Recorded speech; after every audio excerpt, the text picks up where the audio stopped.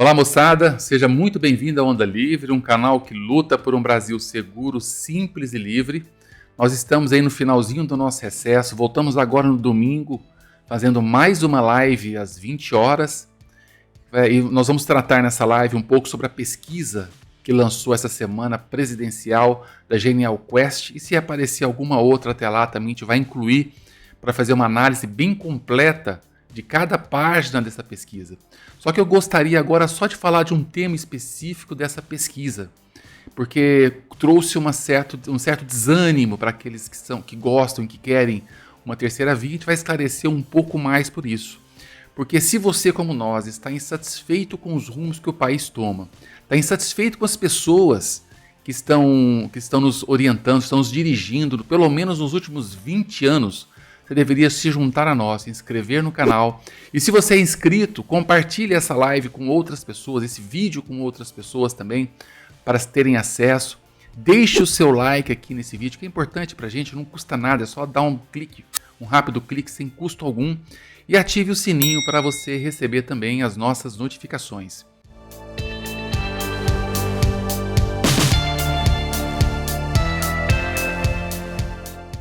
Ok? Então eu quero tratar só de um tema em relação, é bem rápido o vídeo, em relação a essa terceira via e todo um certo desânimo que houve, né? Porque o desânimo, ele não é sem razão.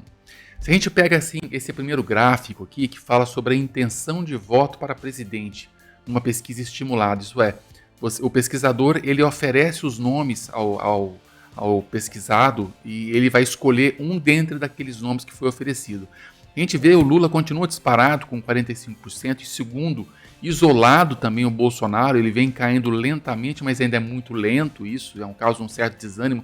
O Brasil está sendo tão mal conduzido que a gente esperaria uma reação um pouco mais decisiva da população. A gente tem o Sérgio Moro na terceira posição lá, que está querendo sair desse, mas realmente ele não evoluiu. Eu esperaria que nós gostaríamos, né, que ele estivesse um pouquinho melhor. E o Ciro Gomes, que está tendo naquela queda habitual dele, ele sempre faz isso em toda a pesquisa presidencial que ele participa desde o ano 2000. Ele começa com um determinado número, depois vai caindo e é substituído por alguém de esquerda que está melhor posicionado que ele. É basicamente isso que acontece com o Ciro Gomes. Isso é um pouco desanimador. Se a gente passa para esse próximo gráfico, é uma pesquisa espontânea, significa que nenhum nome apresentado é aquele nome que a pessoa já traz consigo, que espontaneamente ele quer votar. Você vê que o quadro, ele parcialmente ele melhora um pouco, parcialmente não. Em primeiro lugar está o Lula ainda, só que ele de 45%, na verdade ele tem 27% dos votos, a intenção dos votos. O Bolsonaro está naquela faixa de 16%. Ele tende a cair, você lembra que ele viu aqui que ele começou com 18%, agora está com 16%, ele lentamente ele vai cair para baixo dos 15%, 14%, 13% até o final do ano. E você tem uma grande decepção, que é o Moro com 1%, quer dizer, as pessoas não conhecem o Moro e espontaneamente não querem votar no Moro. O Ciro também está com 1%, o João Dória sequer aparece. E os outros candidatos, então, são traços. Espontaneamente, ninguém quer votar na terceira via, não reconhece ninguém como terceira via. Mas nesse gráfico eu chamo a atenção para um lado que começa a ficar positivo, que são o número de indecisos. 52% das pessoas ainda não sabem quem votar. Bom, essa pesquisa aqui eu gostei dela porque ela põe 3 candidatos. O Lula, o Bolsonaro e aquele que você quer que vença, que não é nem Lula e Bolsonaro, mas ainda não tem uma cara definida. E esse candidato ele está em segundo lugar. Ele consegue ir para o segundo turno. O que nós precisamos fazer é tirar esse estorvo do caminho que é o Bolsonaro e colocar um candidato que nos favoreça para o segundo turno. Porque no segundo turno, amigo, a história é outra. Chega lá, é 10 minutos contra 10 minutos, é um contra o outro, não tem um monte de ataque, é um olhando na cara do outro, não vai ter como fugir de debate, porque tanto o Lula quanto o Bolsonaro são covardes, eles vão fugir do debate. E chegando nessa hora, pode dar qualquer coisa. Então, esse número aqui do nem Lula nem Bolsonaro, que seria a terceira via que nós queremos, é um número que nos favorece fortemente. Bolsonaro tende a cair e esse número tende a subir. Quer dizer, existe uma possibilidade real e concreta de nós colocarmos alguém no segundo turno para enfrentar o Lula em condições de vitória. E esse é um fator que você tem que pegar e considerar. Já nesse próximo gráfico, você vê as rejeições. A rejeição tem um fator que eu vou falar o seguinte, mas você tem dois candidatos que são muito conhecidos aqui, o Bolsonaro só é desconhecido por 2% da população e o Lula por 1%, que é essa faixa laranja. Então, todo mundo já tem muito bem definido o que fazer em relação aos dois. E o Bolsonaro é rejeitado por 2/3% da população. E com razão. O Bolsonaro não tem a menor possibilidade, condição, situação para vencer qualquer um no segundo turno. Isso não existe essa possibilidade. E o Lula tem uma rejeição que é alta, 43%, mas não é impeditiva de você vencer essa eleição num eventual segundo turno. Ou até mesmo no primeiro turno, caso o Bolsonaro continue desse jeito, com a intenção de voto elevada. Aí você tem três candidatos que seriam a terceira via, tanto o João Dória, o Sérgio Moro e o Ciro Gomes, que são parcialmente conhecidos, com uma rejeição alta, inferior ao Bolsonaro, mas superior ao Lula. A questão é que desses três candidatos, à medida que eles vão se tornando cada vez mais conhecidos, você pode reduzir essa rejeição. Ao passo que tanto o Lula quanto o Bolsonaro são rejeições muito mais consolidadas. E outra coisa que a gente não consegue medir é a intensidade da rejeição. A gente não sabe, por exemplo, qual rejeição é mais intensa. Por exemplo, a minha rejeição ao Bolsonaro e ao Lula é uma rejeição quase repulsiva, da ânsia de vômito, da náusea. Não existe a menor possibilidade de eu apertar um voto favorável ao Bolsonaro ou ao Lula em nenhuma circunstância. Nem que seja no segundo turno Lula e Bolsonaro, eu não saio de casa para poder pagar a multa e guardar o recibo da multa como troféu. E mostrar assim, eu não votei em nenhum dos dois. E eu posso provar, tá aqui provado. Não votei, eu paguei até a multa para ter como provar.